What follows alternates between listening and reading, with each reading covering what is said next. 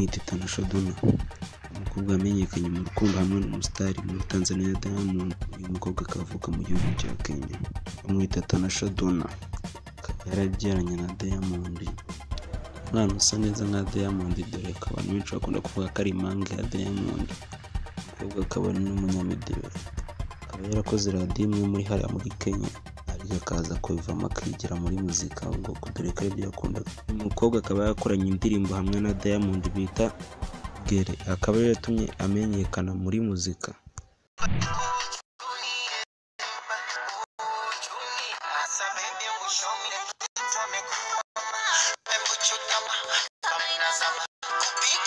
Uyu mukobwa akaba yarazwi mu bijyanye n'imideli no kuba yarakoze muri radiyo nkara mu gihugu cya Kenya. Tanasha Donna mu minsi yashize nibwo byamenyekanye ko agiye kuza gutaramira hano mu Rwanda. Yari biteganyijwe ko azahakora ibitaramo bibiri, uretse ko ibyo bitaramo bitamugendekeye neza. Uyu Tanasha Donna ajya kuza, indege yari yateganyijwe ntabwo ariyo yajemo, kuko amasaha bari bamuhaye ntabwo yamenye uko ayo ariyo, nibwo indege yamusize ategereza indi. Uyu Tanasha Donna yageze i Kigali mu ijoro ryo kuwa 20/21 Kamena 2024. Byari byitezwe ko igitaramo cye cya mbere agikorera ahitwa Bironje i Nyamirambo.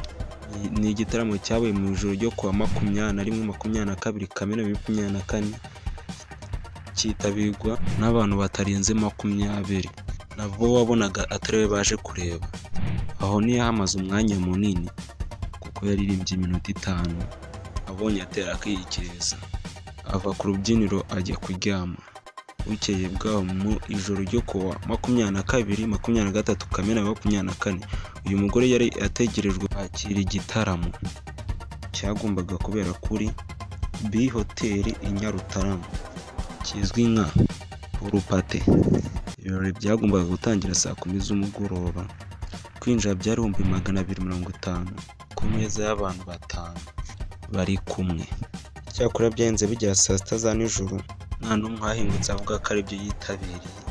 Yewe na Tanasha Donna yarahagaze mu cyumba, ahora ahengereza mu idirishya ngo arebe nimba abafana baje ngo bataramire. Gusa byarangiye habuze n'uwo kubara inkuru, uretse umunyamakuru wahageze aje kwishakira amakuru y'iki cyamamare cyo muri Tanasha Donna. Ubona iki cyatumye iki gitaramo cya Tanasha Donna kititabirwa, ni ukuba kitaramujwe mu bitangazamakuru, ku maradiyo no ku mateleviziyo. Byandika kubyumva muri comment, ukande like, ukanda na subscribe, tuzavana no muri video itaha. Uyu Tanasha akaba yaranyuze no kuri televiziyo Rwanda muri interview nk'umutumirwa. She is talent in music. I'm doing this because I love Rwandan music, and I respect the talent. Dore ko uyu Tanasha ahuye n'umuhanzi wa hip hop hano mu Rwanda, Bushari. Kuba ibitaramo bya Tanasha Donna bitaritabiriwe hano mu Rwanda ntabwo bamuzi cyane, dore ko yagize no mu minsi turi mu bihe by'amatora abaperezida barimo kwiyamamaza. Urumva ko nta muntu ari kuva kuri Bruce Melody na Bwiza ubundi ngo agiye kureba Tanasha Donna, dore ko atanakunzwe hano mu gihugu cy'u Rwanda. Abafite uko byumvuze kubyandika muri comment. Uyu Tanasha Donna kwa mu Rwanda batamuzi, hari ahandi bamuzi, dore ngo hano yari gutaramira muri Afurika y'Epfo 2022, kandi ahangaha cyari cyitabiriye cyane, harimo abantu benshi cyane. Tanasha Donna rero nimba yumvikanye n'abamutumiye ko bazamwishyura arangije gukora igitaramo, murumva ko yahombye. Nimba ari abamutumiye baravuye bamwishyuye, atari ubwo nabo barahombye. Ayo ni amafaranga yahiye, kuko bari bashemo amafaranga menshi cyane. Tanasha Donna akaba yaratashye avuga ati abanyarwanda sinzabakumbura, ubwo akaba arakenyera ifungo rya kisubira iwabo muri Kenya.